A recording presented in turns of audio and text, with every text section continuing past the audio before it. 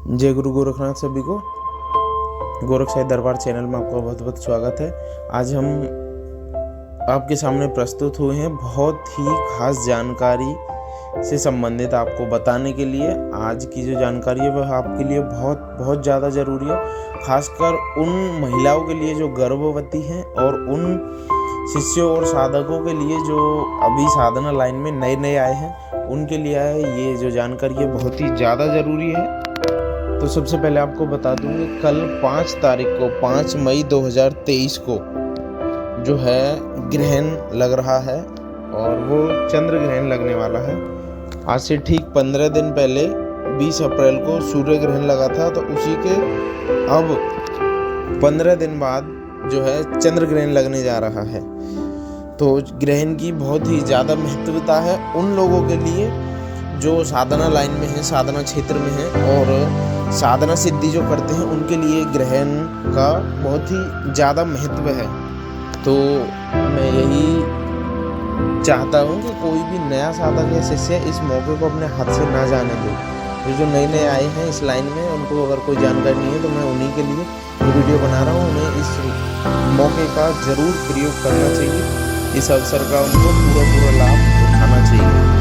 सबसे पहले मैं बता दूं कि जो माताएं बहनें गर्भवती हैं तो उनको जो है सूर्य ग्रहण जब लगे उस समय उनको घर से बाहर नहीं निकलना है, अपने घर में किसी कमरे में रहें आराम से, जब तक ना निकलें जब तक ग्रहण खत्म ना हो जाए। और ये ग्रहण लग रहा है वो लग रहा है रात के 8:44 से रात के 10:52 तक। तो इतने समय तक गर्भवती महिला जो है वो अपने कमरे में रहे और कमरे से बाहर ना निकले। और ग्रहण काल में कुछ भी खाना पीना नहीं है। अगर किसी ने खाना पीना बना के रखा है तो उस बने हुए भोजन में आपको तुलसी के पत्ते डाल देने हैं, जिससे वो भोजन जो है अशुद्ध नहीं होगा ग्रहण पड़ने के कारण, और फिर आप उसको खा सकते हो ग्रहण खत्म होने के बाद।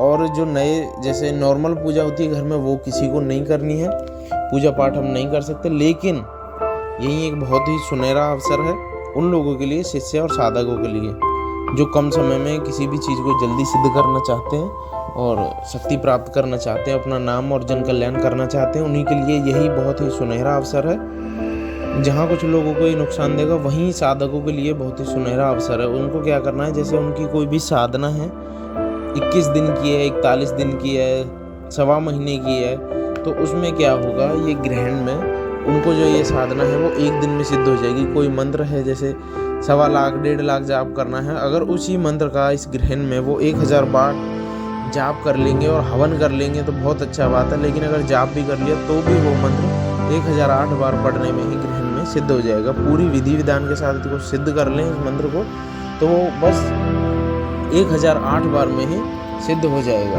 और कोई साधना है आपके प्रत्यक्षीकरण की है या अप्रत्यक्ष है, और प्रत्यक्षीकरण की है तो आपको ग्रहण लग रहा है, जब से ग्रहण लगे उससे पहले ही आपको किसी जंगल वगैरह में एकांत स्थान में चले जाना है। ग्रहण का समय चालू होने से पहले आपको 10-20 मिनट आप तैयारी कर लें, वहाँ पर सुरक्षा घेरा लगा लें, शरीर बंधन आसन बंधन कर लें, और फिर जो है आप एकांत में आपकी जो भी जैसे भी विधि विधान हो साधना की, उस विधि विधान को करके आप साधना में बैठोगे तो आप देखोगे जो आपकी 21 दिन और 41 दिन की प्रत्यक्ष साधना है वो आपकी ग्रहण के अंदर ही 2, 2.5, 3 घंटे के अंदर ही जो है वो साधना जो वो शक्ति आपके सामने प्रत्यक्ष आ जाएगी। इस ग्रहण की इतनी पावर है कि किसी भी शक्ति को बस 2.5-3 घंटे में ग्रहण के अंदर ही आपके सामने लाके हाजिर कर देता है। तो कोई भी इस मौके को हाथ से ना जाने दें।